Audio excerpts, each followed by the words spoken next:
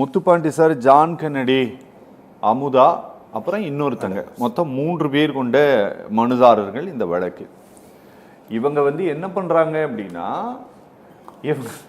இவங்க மேகமலையில் குடியிருக்கக்கூடியவர்கள், எங்களுக்கு ஒரு மறுவாழ்வு நீங்க உருவாக்கி கொடுக்கணும் அப்படின்ட்டு தான் நீதிமன்றத்தை அணுகுகிறார்கள். அதில் எதிர்மனுதாரர் பார்த்தீங்கன்னா தமிழ்நாடு அரசு உள்ளிட்ட அரசு துறைகள் எல்லாம் வருகிறது.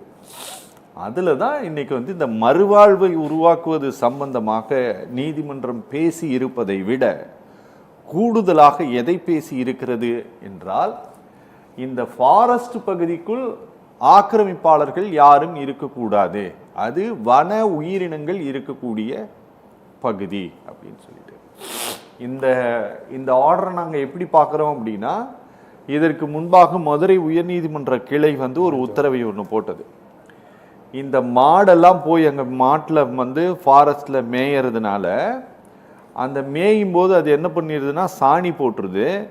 அந்த சாணியிலேருந்து வைரஸ் எல்லாம் உருவாகி அது என்ன பண்ணுதுன்னா புலியினுடைய வாயை போய் அட்டாக் பண்ணி அதுக்கு வாயில் பஞ்சாயத்து வந்துடுது, மானுக்கு பஞ்சாயத்து வந்துடுது. இப்படின்னு சொல்லிட்டு என்ன பண்ணாங்கன்னா, பாண்டிச்சேரியை சேர்ந்த ஒரு வன உயிரின ஆர்வலர் நினைக்கிறேன், அவரை அமிகஸ் குரேவா போட்டு அங்கேருந்து ஒரு ரிப்போர்ட்டை வாங்கி அப்படி ஒரு உத்தரவு போட்டாங்க. மாடு மேயக்கூடாதுன்ட்டு ஆர்டர் போட்டாச்சு சார். இப்போ என்ன பண்ணிட்டாங்க, அங்கே நீ காலகாலமாக இருந்தேனாலும் இருக்கக்கூடாது, நீ அங்கே விவசாயம் பண்ணிட்டு இருக்கிற, நீ அந்த சர்வே அடங்கல் பட்டா சிட்டா எல்லாம் ரெக்கார்டில் இருந்தாலும் நீ வெளியில் வந்துடணும் அப்படிங்கிறது தான் இந்த உத்தரவு. இந்த அரசாங்கத்திற்கு உண்மையிலே இந்த விவகாரம் கொஞ்சம் நெருக்கடியான விவகாரம் தான். இதில் இவர்கள் என்ன செய்வார்கள்னு நினைக்கிறீங்க சார்? அவங்களுக்கு ஆட்சியை நடத்துறதா கட்சியை நடத்துறதானே ஒரு பெரும் குழப்பம், பெரிய நெருக்கடி இந்த அரசுக்கு இருக்குது. இன்னொன்று, மெஜாரிட்டி இல்லாத ஒரு அரசு, கூட்டணி கட்சிகள்லாம் வச்சுட்டு கொண்டு தான் இன்றைக்கு அரசே நடந்து கொண்டு இருக்கிறது, அப்படி தான் வச்சுக்கோங்களேன். இன்னொன்று, எல்லாருமே புதியவர்கள், சட்டமன்றத்துக்கு வந்தவங்களாக இருக்கட்டும், இன்றைக்கு அமைச்சர் பெருமக்களாக இருக்கிறவங்க எல்லாருமே புதியவர்களாக பதவியேற்றுக்கிறாங்க. நம்ம சட்டமன்றத்தில் நடைபெறதெல்லாம் நம்ம பார்த்துக்கிட்டு தான் இருக்கிறோம். அதாவது எதிர்கட்சிகள் ஒரு கேள்வி கேட்டால் ஆளுங்கட்சிக்காரங்க வேற ஒரு பதிலை சொல்கிறதும், இவங்க ஏதாவது ஒரு பதிலை சொன்னால் அவங்க வேறு ஏதாவது ஒன்று பேசுகிறதுமா நடந்து கொண்டு இருக்கிறது, அதை நம்ம பார்க்குறோம்.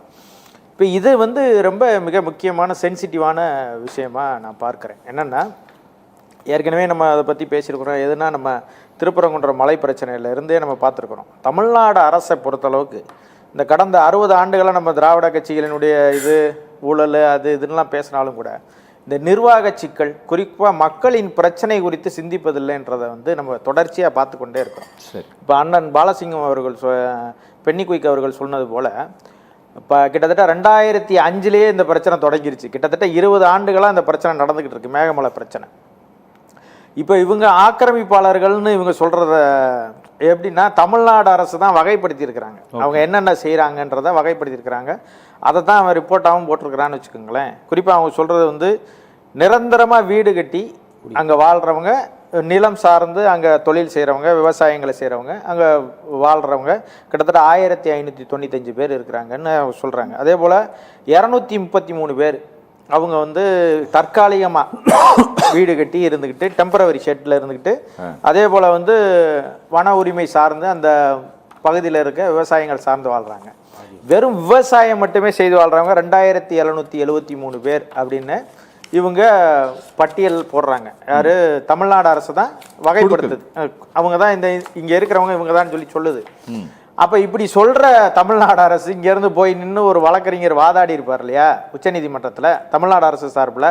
அவர் சொல்லியிருக்கணும்ல, எப்படிங்க ஆக்கிரமிப்பாளர்னு சொல்ல முடியும்? என் நாட்டின் குடியை எப்படி நீங்கள் ஆக்கிரமிப்பாளர்னு சொல்ல முடியும்? அவன் இந்தியான்ற ஒரு நாடு விடுதலை பெறுவதற்கு முன்பாக இருந்து அங்கே இருக்கிறான். இந்தியா விடுதலை அடைஞ்சு 70-80 ஆண்டுகளை தானே தொட்டிருக்குது. அவன் 1925 காலகட்டத்திலேருந்து வாழ்ந்துக்கிட்டு இருக்கான். கிட்டத்தட்ட 100 ஆண்டுகளை தாண்டி வாழ்ந்து கொண்டு இருக்கிற ஒரு குடிகளை நீ இன்னைக்கு இந்தியான்னு ஒரு நாடு உருவாகி அதை வரையறை செஞ்சு அதுக்கு ஒரு அரசியலமைப்பு சட்டம் உருவாகி கிட்டத்தட்ட ஒரு 78 வருஷம் இருக்குன்னு வச்சுக்கோங்களேன். ஒரு 80 வருஷம் சுதந்திரத்தை இப்போ தான் கொண்டாடி இருக்கிறோம். அப்போ நீ ஒரு சட்டத்தை போட்டுக்கிட்டு, ஏற்கனவே இருக்கிறவன் நீ வெளியில் போகலன்னா நான் துணை இராணுவத்தை விட்டு வெளியே அனுப்ப வேண்டான்னு சொல்கிறது எப்படி நம்ம பார்க்க முடியும்? இது ஒரு ஜனநாயக நாடு. இதுக்கு ஒரு இந்திய அரசியலமைப்பு சட்டம்னு ஒன்று கொடுத்துருக்கு. உச்சநீதிமன்றம் 4 ஜனநாயகத்தின் 4 தூணில் ஒரு தூண் தான் அது. அது மட்டுமே எதையும் செஞ்சிட முடியாது. இப்போ 2006 நாடாளுமன்றம் ஒரு சட்டம் போட்டுச்சு, உங்களுக்கு தெரியும். வன பாதுகாப்பு சட்டம்னு ஒன்று, வன உரிமை சட்டம்னு ஒன்று கொண்டு வந்துச்சு. அந்த வன உரிமை சட்டத்தின்படி இது வரைக்கும் இந்தியாவில் வரையறை செய்யப்பட்டிருக்கிற நிலங்கள், அவர்களுக்கு கொடுக்கப்பட்டிருக்கிற உரிமை ஏதாவது தரவு இருக்கா? இப்போ வரைக்கும் அவங்க முழுமை பெறல. யாரு? கிட்டத்தட்ட 2006னா கிட்டத்தட்ட இப்போ 20 ஆண்டுகளை நெருங்கிருச்சு.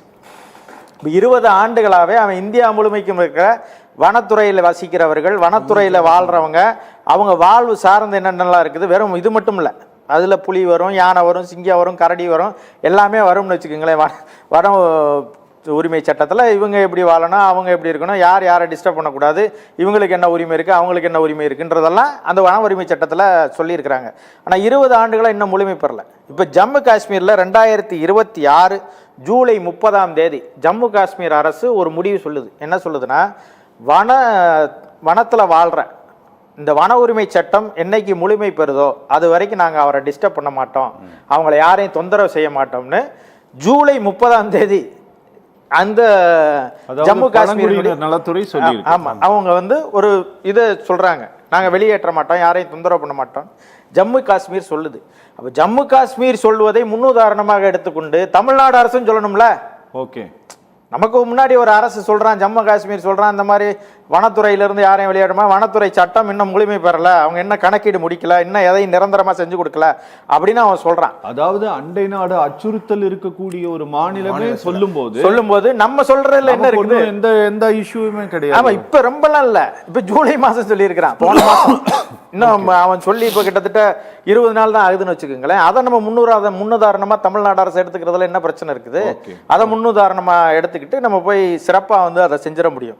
இன்னொன்னு, தமிழ்நாடு அரசு மறுசீராய்வு மனுவோ இல்ல இந்த இதுக்கு இல்ல அப்பீல் தான் சார், இதான் சொல்றேன், திருப்பி விசாரணைக்கு வருது, இதை ஸ்டே பண்ணணும்னா நீங்க இப்ப நீங்க இது ஒரு உத்தரவாவே பிறப்பிக்கப்பட்டிருக்குதுன்னு அவங்க சொல்றாங்க. யாரு இதுக்கு வந்து ஸ்டே பண்ணணும்ல? நம்ம இப்ப அந்த வழக்கை நடத்திட்டு போறோம்ல, இப்ப ஒரு ஒரு உத்தரவு வந்ததுக்கு பிறகு அந்த உத்தரவை தடை செய்யணும்ல, அதை நிறுத்தணும்ல. நிறுத்தலைன்னா திருப்பி அப்படியே கண்டினியூஷன் பண்ணிட்டு போயிட்டு இருந்தா வேற ஒரு இதில் என்ன சொல்லுவான், நான் இத்தனை மாசம் ஆச்சு, நீ வந்து கண்டெம்ட் ஆஃப் கோர்ட் எடுக்கிற, நீ உடனே எல்லாரும் கிளம்பி வான்னு சொன்னா திருப்பி இங்க இருந்து எல்லாரும் ஓடிட்டு போய் நிக்கணும். இப்படியான ஒரு நெருக்கடியான சூழலை நம்ம ஏன் உருவாக்கக்கூடாது? ஏன்னா சாதாரணமா கையாள வேண்டிய ஒரு விஷயம் இது. ஓகே, வனத்துறை சட்டம் இப்போ வரைக்கும் எதையுமே வந்து இன்னும் முழுமை பெறாமல் இருக்குது. இப்போ வரைக்கும் அவங்க சொல்கிறாங்க இந்தியா முழுமைக்கும் பார்த்தா 38 லட்சம் மனுக்கள் இது வரைக்கும் வந்திருக்குது. யாருக்கு? வனத்துறை சட்டம் நடைமுறைப்படுத்தப்பட்டதுக்கு பிறகாக கிட்டத்தட்ட 38 லட்சம் மனுக்கள் வந்திருக்கு. அது எல்லாமே இன்னும் முழுமை பெறல. தமிழ்நாடு அரசு மட்டுமே கிட்டத்தட்ட 38,000 பேர் ஏதோ ஒருத்தவங்க மனு கொடுத்துருக்காங்க. இது வரைக்கும் அந்த எந்த மனுக்களுமே பெருசாக முழுமை பெறாமல் இருக்குதுன்னு சொல்கிறாங்க. 38,000 மனுக்கள் ரிஜெக்ட் செய்யப்பட்டிருக்குன்றாங்க. இந்த இதுக்குள்ளே வாழ்கிற வனத்துறைக்குள்ளே இருக்கிற அந்த சிக்கல் இதெல்லாம் குறித்து பேசுகிற இதெல்லாம் வந்து இதுக்கு போய் நீங்கள் வந்து நாடாளுமன்றத்தில் சட்டம் நிறைவேற்றிட்டு வரணும்லாம் இல்லை. இப்போ இங்கே இருக்கிறவனை பட்டா இருக்கிறதுக்கு இவன் இங்கே தான் இருப்பான், இவனை வெளியேற்ற முடியாதுன்னு சொல்கிறதுக்கு தமிழ்நாடு அரசுக்கு உரிமை இருக்குல்ல. ஓகே, இதுக்கு நாடாளுமன்றத்தை கேட்க வேண்டியதில்லை, உச்சநீதிமன்றத்தை கேட்க வேண்டியதில்லை, இல்லை ஐநா மன்றத்தில் போய் சபையில் போய் தீர்மானம் நிறைவேற்றி வர வேண்டிய தேவை இருக்குதா? தமிழ்நாடு அரசுக்குன்னு உரிமை இருக்குல்ல, இங்கே இறையாண்மை உரிமை இருக்குதுல்ல. இப்போ உச்சநீதிமன்றம் சொல்லுது இன்னைக்கு நான் துணை ராணுவத்தை அனுப்பி எல்லாத்தையும் மீட்டிட்டு வருவேன்னு சொல்கிறப்ப, இப்போ அண்ணன் பென்னி குயிக் சொன்னது போல காவேரியில் உரிமையை பெற்று கொடுத்துருக்கலாம், துணை ராணுவத்தை அனுப்பி. ஏண்டா நான் சொல்லிக்கிட்டே இருக்கேன், நீ ஏண்டா கேட்க மாட்டேன்னு நேராக போய் அனுப்பிச்சி விட்டு தண்ணியை திறந்து விடுப்பான்னு சொல்லி துணை ராணுவத்தை அனுப்பிச்சிருக்கலாம். முல்லை பெரியாற்றிலிருந்து நமக்கு உண்டான உரிமையை பெற்று கொடுத்துருக்கலாம் துணை ராணுவத்தை அனுப்பி. இங்கே எவ்வளவோ எண்ணற்ற பேரிடர்கள் நடந்திருக்கு, அதுக்கெல்லாம் என்றைக்குமே துணை ராணுவத்தை அனுப்புனது இல்லையே. இது ஓகி புயலில் நாங்கள் செத்து போனோம், கிட்டத்தட்ட 800க்கும் மேற்பட்ட மீனவர்கள் சுடப்பட்டிருக்கிறாங்க. அதெல்லாம் எல்லை பாதுகாப்பில் வருமா வராதா? வரும்ல, அதுக்கெல்லாம் துணை ராணுவத்தை அனுப்பலாமே. இனிமேல் நீ எவனாவது ஒருத்தன் இலங்கை கடற்படை என் நாட்டு மக்கள் மீனவர்களை சுட்டு கொன்னேன்னா என் துணை ராணுவம் அங்கே வந்து நிற்கும்டான்னு இது வரைக்கும் ஒரு தடவை கூட பேசினது இல்லையே. ஆனால் இன்னைக்கு பேசியிருக்காங்க. ஆமாம், ஓகே. இம்ப்ளீட் ஆகிருக்கக்கூடிய துறை என்ன பேச போகுதுன்னு நமக்கு தெரியல. இம்ப்ளீட் ஆகிருக்காங்க, அந்த மனு ஏற்றுக்கொள்ளப்பட்டிருக்கிறது. 2ஆம் கட்ட அறிக்கையை வந்து இந்த சென்ட்ரல் எம்பவர்மெண்ட் கமிட்டி கிட்ட தமிழ்நாடு அரசு கொடுத்து அந்த எம்பவர்மெண்ட் கமிட்டி சுப்ரீம் கோர்ட்டில் சப்மிட் பண்ண போகிறாங்க. இதுதான் நடக்க போகுது. இதுக்கு அப்புறமேட்டு இந்த வழக்கில் இம்ப்ளீட் ஆகி இருக்கக்கூடிய இந்த துறை ஏதாவது வாதத்தை முன்வைக்குமா இல்லை முன்வைக்காமல் போவாங்களா அப்படின்ட்டு எனக்கு தெரியல. ஆனால் இந்த தீர்ப்பிலேயே, இந்த மே மாதத்தினுடைய தீர்ப்பிலேயே என்ன சொல்லியிருக்காங்கன்னா, தமிழ்நாடு அரசு தாக்கல் செய்த அஃபிடவிட்டின் மீது ஒரு பெரிய மகிழ்ச்சி எல்லாம் நீதிமன்றம் வெளிப்படுத்தலை. இல்லை, அதில் ஒரே ஒரு பாயிண்ட் மட்டும் சொல்லிடுறேன். தமிழ்நாடு அரசாங்கம் தலையிட்டு இருக்கிற அந்த மனுவில் என்ன சொல்றாங்கன்னா, மக்களை வெளியேற்றுவதற்கு முன்பாக அவர்களுக்கு மாற்று ஏற்பாடுகள் செய்ய வேண்டும். அதாவது இவங்களை வந்து உடனே பண்ணிருன்னு சொல்லல, பண்ணல, மாற்று ஏற்பாடு செய்யணும். ஆனா அதை தப்புன்னு சொல்லல. அவங்கள வந்து ஆக்கிரமிப்பாளர்கள் சொன்னது தவறுன்னு எங்கேயும் சொல்லவே இல்லை. கரெக்ட். இப்ப நான் அதெல்லாம் விட்டுட்டு நான் என்ன சொல்றேன்னா, நீங்க மாற்று ஏற்பாடு கொடுக்குறேன், அங்க போய் வேற இடத்துல போய் வாழ வைக்கிறேன், அதெல்லாம் அந்த பேச்சே என்னைய பொறுத்தளவுக்கு அந்த பேச்சுக்கே இடம் கிடையாதுன்னு வச்சுக்கோங்க. ஏற்கனவே இருந்த ஆட்கள் இப்ப இருக்கிறாங்கல்ல, இனிமேல் ஆக்கிரமிக்காதடான்னு சொல்லணும். அதுதான் அரசு. இப்ப ஆக்கிரமிச்சிருக்கிறவன் இப்ப புதுசா போய் ஆக்கிரமிக்கிறான், ஒருத்தன் ஆக்கிரமிக்கிறதுக்கு விட மாட்டேன்னு சொல்லணும் சட்டம். ஏற்கனவே இருந்தவனை நீ வெளியேறான்னு சொல்றதுக்கெல்லாம் நான் என்னுடைய கருத்தின்படி உறுதியா நான் அதுல வந்து இருக்கிறேன். அங்க இருக்கிற மக்கள் அங்கதான் இருக்கணும். விவசாயம் பார்க்கறவனா இருக்கட்டும், அங்கேயே இருக்கிறவங்களா இருக்கட்டும், எல்லாருமே அங்கதான் இருக்கணும். இப்ப நீங்க சொன்ன மாதிரி அரசு கட்டிடங்கள் இதுன்னு அது வேணா, அரசுக்கு வேணா இது இருந்துச்சுன்னா, மக்களின் அடிப்படை உரிமைகளை தவிர வேற ஏதாவது தேவையில்லாதது இருந்துச்சுன்னா அதை அகற்றிட்டு போட்டோம், அது நமக்கு தேவையில்லை. ஆனா வன உரிமை சட்டம் என்ன சொல்லுது அப்படின்றத, வன உரிமை சட்டம் இந்தியா முழுமைக்குமே போய் சேரல அப்படின்றதுதான் என்னுடைய கருத்து.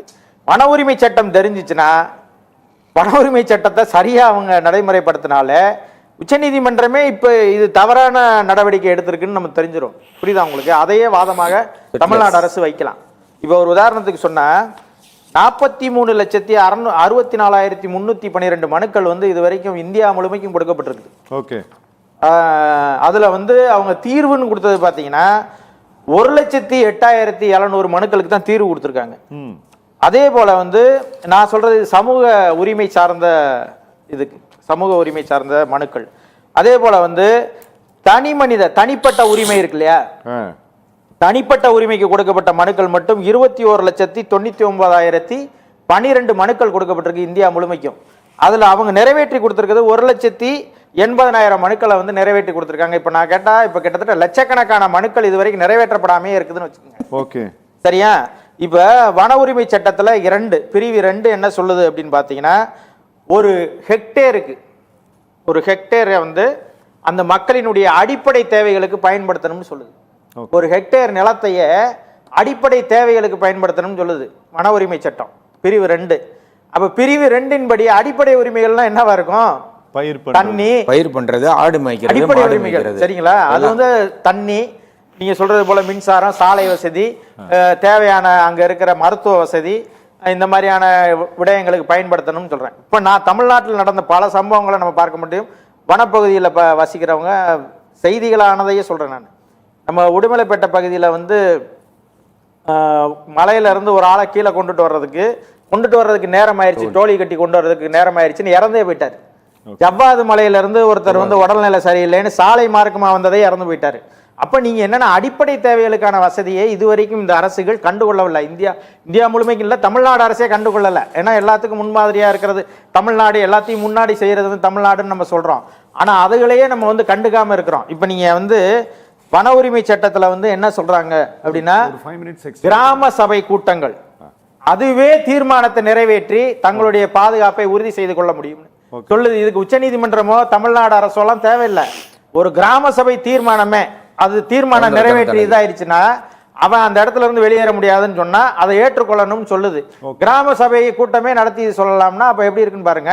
இப்ப நான் ஒரே ஒரு செய்தி மட்டும் சொல்லிக்கிறேன். அதாவது வந்து அங்க வாழ்ற மக்களினுடைய வன உரிமையில பாரம்பரிய மேய்ச்சல் நிலங்கள் இருக்கணும் அவங்களுக்கு. அதே போல வந்து கிழங்குகள், தீவனம், அதே போல வந்து தீவனங்களை சேகரிக்கிற உரிமையும் இருக்கு. உண்ணக்கூடிய காட்டு பழங்கள் எதெல்லாம் சாப்பிடுவோமோ அதெல்லாம் நம்ம அங்கே வந்து விளைய வச்சுக்கலாம், அங்கேருந்து பறிச்சுக்கலாம். அதே போல் சிறு வனப்பொருட்கள், சின்ன சின்ன வனப்பொருட்கள், மீன்பிடி பகுதிகள், அங்கேயே மீன்பிடி பகுதிகள் இருந்தால் அதையும் பயன்படுத்திக்கிற உரிமை யாருக்கு இருக்குன்னா அங்கே வாழ்கிற மக்களுக்கு இருக்குது.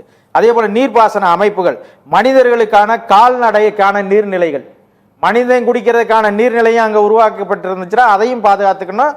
அதே போல் விலங்குகள் இருக்கிற நீர்நிலைகள் இருந்தால் அதையும் பாதுகாத்துக்கணும்னு சொல்லுது. இது சட்டம் 13 விதியில 2ல உட்பிரிவு ஆவல வருது. புரியுதுங்களா உங்களுக்கு? அப்ப இவ்வளவு பெரிய சட்டம் இருக்குது. நான் சில விடயங்களை குறிப்பிட்டு சொல்றேன், மிக முக்கியமானதை. இது மாதிரி வன சட்டத்துல இவ்வளவு இருக்குது. இதெல்லாம் நீ நடைமுறைப்படுத்திட்டியா இந்தியா முழுமைக்கும்? தமிழ்நாடு அரசு நடைமுறைப்படுத்திருச்சா? இதுக்கு ஒரு துறை இருக்குது. எது? பழங்குடிகள் மற்றும் இவங்களுடைய ட்ரைப்ஸ்க்கான துறை இருக்குது. அவங்கெல்லாம் இதை வந்து தமிழ்நாடு முழுவதும் உள்ள இந்தியா முழுமைக்கு நடைமுறைப்படுத்திட்டு அப்புறம் வாங்க நீங்க இந்திய துணை ராணுவத்தை அனுப்புங்க. நாங்க வந்து அவர் அண்ணன் சொன்னது போல பிரிட்டிஷ் ராணுவத்தை பார்த்தவன்ல, இந்தியாவின் ராணுவத்தை இந்தி மொழியை எதிர்த்து இந்தியாவினுடைய ராணுவத்தை பார்த்தது தமிழ்நாடு. அதனால எதையும் பார்ப்போம் நாங்க. ஓகே.